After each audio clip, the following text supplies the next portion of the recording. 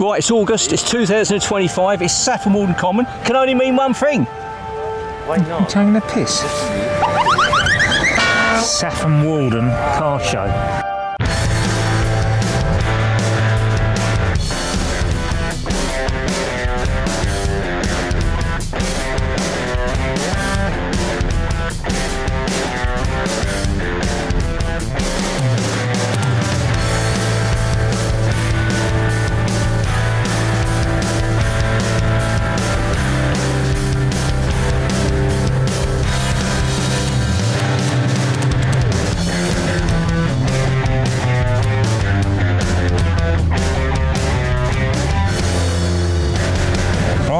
Here with Andy, your Beamer, Andy. Tell us about it, please. It's a M4 competition, 450 horsepower standard. This one's running 560. Only? Yeah, only, yeah. Yeah. How long have you had it? I've had it since March this year. Okay. Obviously it's replaced the M3. Yeah. But they're just battling for the space in the garage at the moment. Yeah, but it's winning at the moment. Yeah, well, that one's still in the garage because it's the older one, but yeah, eventually. Yeah, very nice. Will be for this so one. How long have you had the M3? The M3 I've had for 4 years. Okay. Oh, but yeah, starting to fall out of love slightly. Yeah, so it's definitely it's all the way now. Definitely. Yeah. Also, Andy, we understand that you've taken it to the ring as well. Yeah, we went last month. Did track day at the ring. Okay. How many of you went? There was 2 of us in. My friend went in his grey M4. I took this one. Yeah, and what time did you do? On my 3rd lap I did a 9:32, which I thought my target was to get... That's not bad, under 10 minutes is good. That's what I was aiming for, and I thought if I haven't broken anything and haven't crashed it, then I'll take that. No, under 10 minutes is really good. Yeah, really good. Appreciate that. Well, it's a lovely car. Thank you. Thank you very much for telling us about it. No problem at all. And see you soon. Thank you.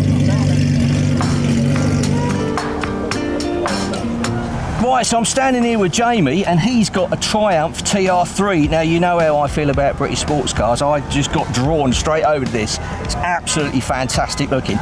Jamie's going to tell us all about it. Tell us all about it, Jamie. Well, I brought this one down today. It's my boss collects cars and his wife's basically said to him, you can't buy another one unless you get rid of some, so... And he's got a big range of cars in Brentwood? Yeah, Brentwood. It's called Fairmont Sports and Classic.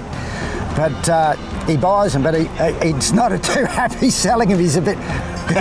tends to keep them like we all do. Well, looking at the list, I don't blame him. He wants to keep some of them, especially this one. This is actually for sale, isn't it? Yes, this one is. And it's quite a rare car because it's a 3, not a 3A. So it has a different grille, has a smaller grille at the front. Basically much the same, still has a 2-litre engine. Well, like the Italians say, 1995 or whatever they do. Yep. But she's absolutely concourse. And it was just absolute. I thought we're in Saffron Walden, you got a English car show, English country village, you got to have something. Exactly, fantastic. I mean, I've had a quick look at it and I did notice on the gear stick earlier that it's a 5-speed. Now, that's not original, is it? No, that was converted because it acts as an overdrive and makes the car, because the car's obviously, when it was a 4-speed, it still had more go than it could do. So with the overdrive, it just makes it even more pleasant to drive. More pleasant to drive. I mean, you don't need to drive it, really, do you? I mean, you can just sit in it on your drive and just have a smile on your face. Well, yeah. I mean, it's a fantastic colour, isn't it? The colour really suits it. It shows them off because you can see all the details, and that's one of the things, you know, people, when they're restoring cars, the colour is so important to us because... Absolutely. I mean, I know I always say this, and I do offend some people. You've even got the right steering wheel. Oh, you've got to have the right... It's got the metal steering wheel with the wooden trim. You've got to have that. Oh, yeah, that's what sets it off for me. I think also, when you've got the weather like this, and you've got a proper English, you know, whether it's an Austin Healey, a TR3, or even a Morgan, there is nowhere else on earth you'd rather be than poddling around the beautiful lanes here in them. I know. And the roads are also made for these sort of cars.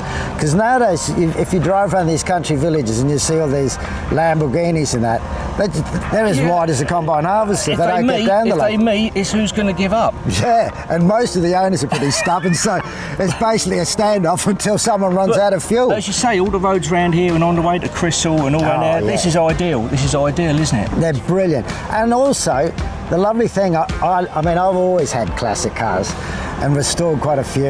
And I suppose I can tell, I had a Mark V I restored in Australia, which is a Jag. And in Australia, they're not really, they're not really into classics, they're more into muscle cars. And I had this Jag because it had a sunroof and I could put my surfboard through the roof. But anyway, look, they do it. No bridges then? No, I don't think they got any bridges. I only got one set of traffic lights in Perth. So that was a night out. If you wanted to go out for the night, you watch the traffic light change from red to green and back to amber, and that was your night out. It's like a disco. Yeah, it really was. We'd all be dancing around that. Then they put in two, and it sort of became a bit blasé after that. But when I did the Jag, I remember restoring it, and it was the first full restoration I'd done. And the car was brought back to England. And I got a call from Bonhams, the auctioneers, and they tracked it down. And I don't know if people know this, if it goes into an auction, the facts you put up have to be genuine, otherwise the auction house can be blamed. Yeah. And he rang me and he said, "Are you Jamie McTavish?" I said, "Yes." He said, "Oh, you had the Spanish royal family Jag." And I said, "No, I had a Jag that was bought by a woman, shall we say, of dubious means, and she bought it and had a tow bar fitted to it. Because when I found the car, it was in Kalgoorlie, in a mining town, with a caravan on the back, with 3 doors on one side with numbers, so you don't have to guess too much what was going on. I wouldn't know. Mobile knocking shop. I wouldn't. They're intuitive in Australia. They've got to have come up with something compensate, So I restored it, and I remember the guy from Bonhams was more excited about the caravan. He said if you had the caravan with it, he said we'd have it in a snap. But that was a bit of a novelty one. But all of these cars, whether I have a Porsche, is it? You say in England? Porsche. I think I've used that word myself. Yeah. I don't get to say it much. Yeah.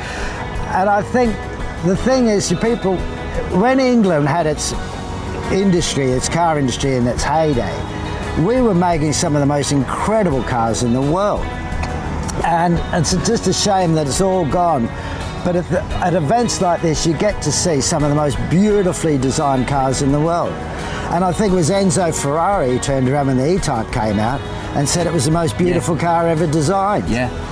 Which is up. Yeah, we did an episode of, probably 18 months back now, with an E-Type Jag. Absolutely beautiful it was. I was a bit worried because they actually let us have a drive in it.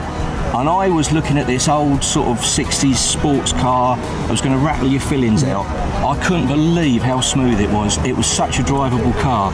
And it also, was unbelievable. That view when you're sitting in it down that bonnet. Oh, it's terrific. Like you said, you just keep in the drive and we just sit in it. Absolutely terrific. You know who does do that? Is you remember Charlie Watts from the Rolling Stones? Yeah, the drummer. I remember Keith Richards being interviewed, and he was talking on about why Charlie's always got suits. And Charlie used to even go down to Savile Row and have suits designed to go with his classic cars. So he'd have different suits, so he could sit in them and smell them. And I said, what, did he drive? He said, no, he didn't have a driving licence, never learnt to drive. He just sit in them. Well. And mind you, the smell of some of these is great. Exactly. The old sports cars do have a smell about them, don't they? Yeah. So anyway. Well, anyway, brilliant. It's been great talking to you, Jamie. Absolute pleasure. Absolutely fantastic. Thanks for bringing your Triumph down. Thank you for talking to us. I might even try and sneak a cheeky sit in it later on, you never know.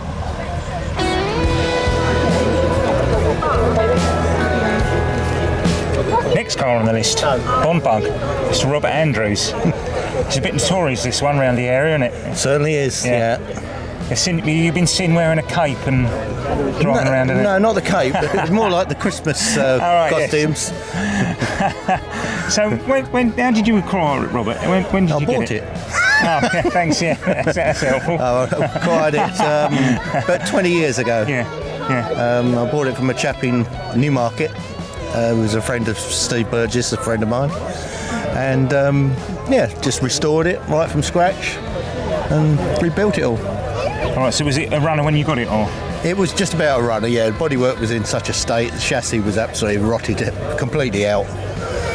So I've had to put, different chassis on it and rebuild it all. And just put another engine in it, another gearbox. They're getting quite rare now, aren't they? Yeah. Yeah, the money's starting to show of them now, aren't they? Well, apparently there's only 150 left registered in the world. There might be lots in sheds and not registered, but there's quite a few. Yeah, because there aren't many on the road, I don't think. Oh, there's well, last year we had my friend down here from Braintree. He brought his down, but that's about the only one round here.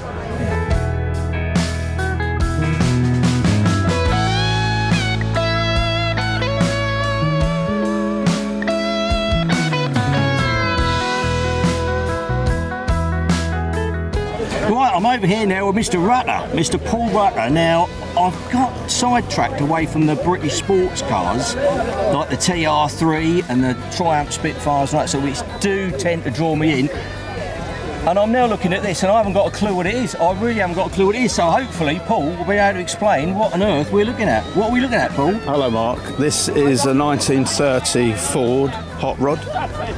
It's been built to Vintage Hot Rod Association standards, which basically means it's got boxed chassis rails, which are a slightly different shape. They're slightly stronger. It's got a 32 grille shell on it. It's running a small block Chevy. It's running a TH350 automatic gearbox, and it's running twin Solex carburetors. So it's built to race at Pendine Sands. It has visited the sands, but it's not my intention to actually race it. Right, okay. And why is it not your intention to race it then? You just want to look at it, do you? Or? Well, I'm a bit of a collector, and sand and salt water and cars don't really mix very well, especially when you're trying to keep things a bit shiny and aluminium. So it's been done for fun. Okay. It happens to have a very small fuel tank, which is why it's been built that way for Pendine, because obviously weight is a problem. Yeah. And the least weight you've got to get down the sands, the better. It has to be built with drum brakes, which is all part of the standard that you have to attain in order to be able to race at the sand. So it's a bit old school. So it's drum brakes front and back? Front drum brakes all round. Strangely enough, obviously a relatively modern engine, as opposed to a 1930 4-pot, which develops no power at all. So it's probably capable of 100 miles an hour. It's just a case of whether or not I've got the bottle to drive it. You want to be doing 100 miles an hour, innit? Exactly. Wow, blimey. But you say you're a bit of a collector then. So what else have you got? We have a You obviously only bought one, because you can only drive one at a time. I only drive one at a time, as I've been told quite frequently. We have a rusty pickup, a 1950 Chevy, recently dressed up in the Saffron Walden Carnival as Mater. So we put a wrecker back on it. We put big eyes on the windscreen and a pair of goofy teeth. I have a 1937 Ford Coupe, which is the one I've had the longest, and inevitably is the one I'm going to finish last. And I have a 1950 Suburban, which is the original people carrier. So that takes 8 people in it. So basically like a big panel van, but with windows. And it's all done with nice paintwork now and nice leather seats. Because am I right in saying, I don't know if you still do, but didn't you used to do weddings? Didn't you do weddings? I did weddings some years ago, probably stopped about 10 years ago. I used to have Model A's, so what people call Bugsy Malone cars. Mm-hmm. And I just got fed up with doing that. It wasn't too much pleasure. Too many arguments with daughters in the back of a car on the way to the wedding. Have you booked the flowers? Have the invitations gone out? And all that general sort of stuff that happens at weddings. High tension. So you knocked it on the head? So I knocked it on the head. And went into these sorts of things? So this is something which I picked up when I was 23. I probably built my first car. Then, as we all do, you have a family, you've got a mortgage, time goes on, you haven't got time to be looking after cars. Now I'm young, free and single, well perhaps not quite so young. Effectively I've got back into the hobby, which now probably takes up 2 or 3 days a week. Brilliant, great stuff. Well, thank you very much for showing it to us, and we must sometime get together and have a look at all your other collection. That would be a great idea, Mark. Find some space to do that. Brilliant. Great, cheers Paul. Cheers mate.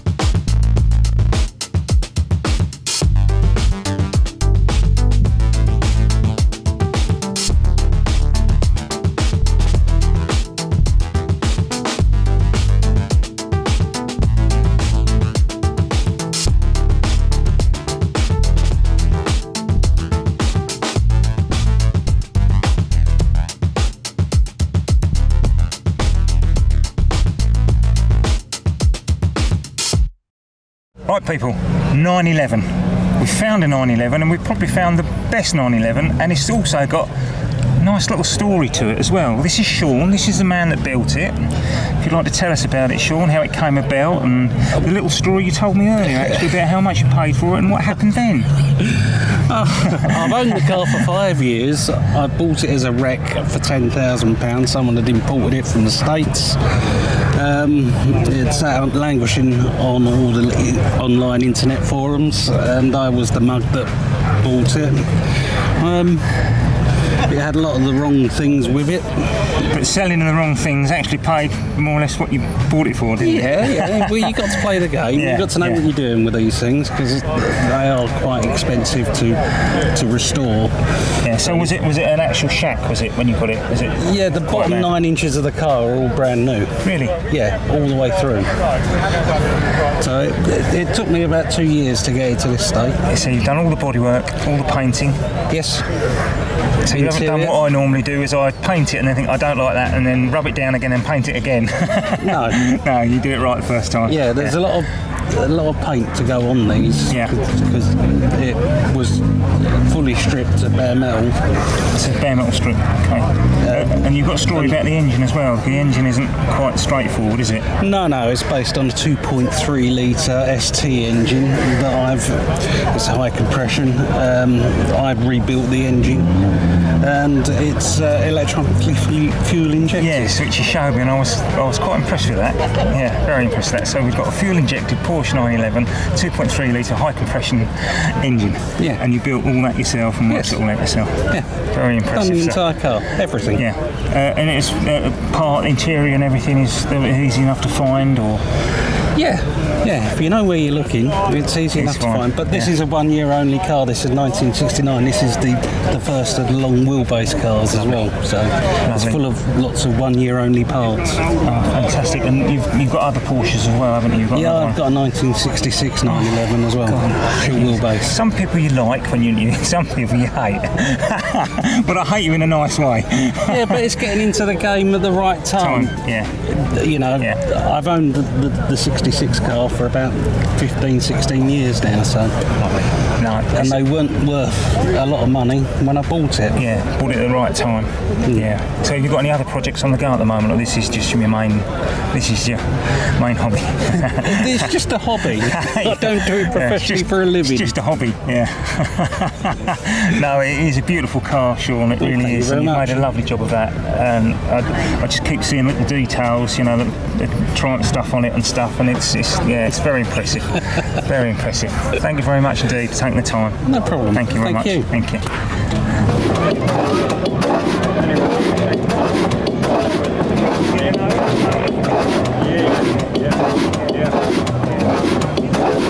Right, we're here now with Kevin, and he's got something very special. I thought we'd go for a real old big engine. This is a diesel engine, Kevin, isn't it? That's correct, Adam. Yes. It's a diesel engine. Yes, and what make and model is it? It's a Ruston and Hornsby, made in 1939. It's a 5XHR, about 25 horsepower. It's a single cylinder, 4-stroke diesel engine. Yeah, there's a little bit of history to it, isn't it? Because you got it from Newport, didn't you? Yes, we did, Adam. Yes. And I've got a connection to this engine myself. I keep calling it an engine. It is an engine. It is an engine, yeah. God, I don't want to get it wrong. Yeah. When I was about 3, my granddad took me down to show me this very same engine in one of the buildings that they've got a barn on to Newport. I don't think I can remember seeing it running, but you just said that they'd starved it of oil or something, and that it's been starved of oil, and that's why it wasn't running. That's right. Yeah. In its working life, it had run out of oil. It had. Yeah, it sounds like something a Palmer would do. So we had to make a new white metal big end for it, new piston rings, and we got it going. Yeah, so you basically stripped it right down and then started again. And we stripped it right down. Yeah. Well, it's lovely. It's lovely to see it. It makes a lovely sound. It's almost like a heartbeat. I mean, my father actually took it out of the mill with help from his brother, granddad, and a couple of friends. So they took it all apart, put it on some trailers and got it back.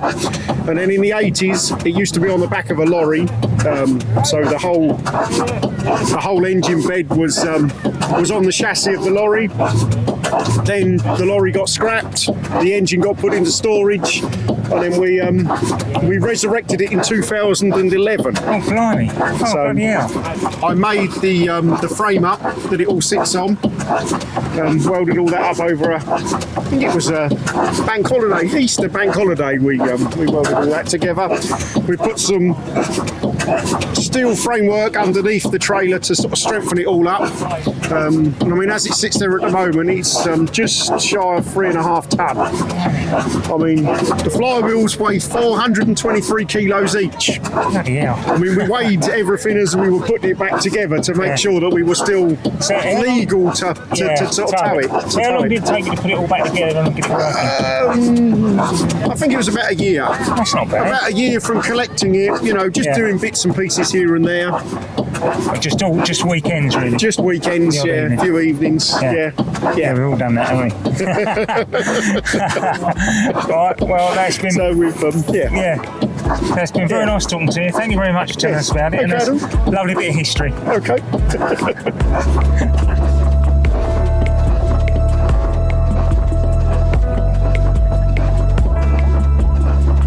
Something a bit different. Another TR, actually. We've got a nice TR8, and this is Cliff's car. Yeah.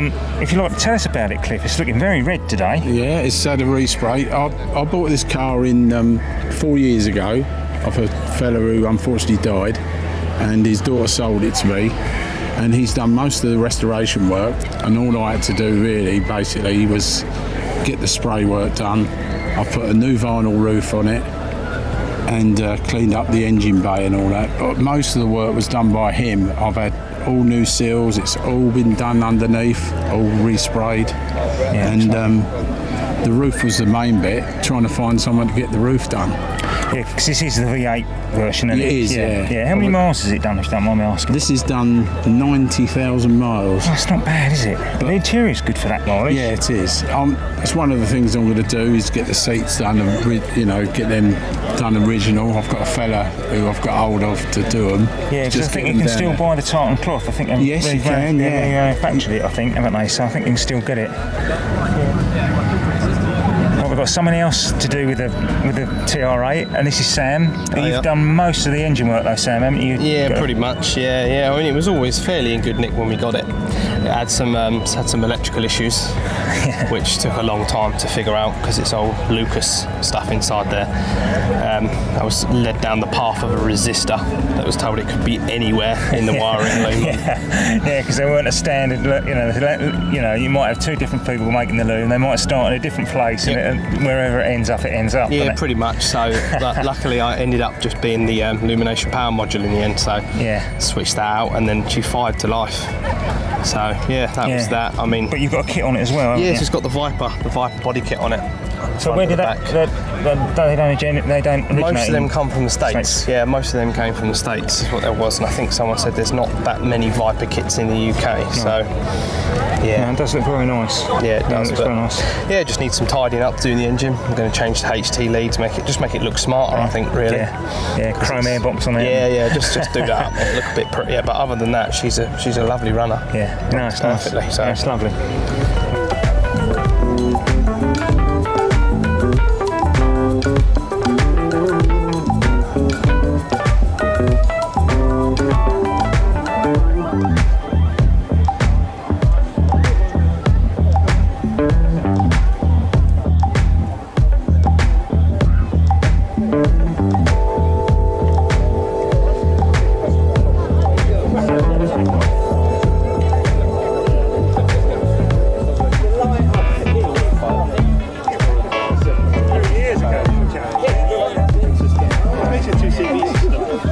That's it from this week's episode at the Saffron Walden Car Show in Saffron Walden. I said Saffron Walden twice, didn't I? Saffron Walden Car Show at Saffron Walden.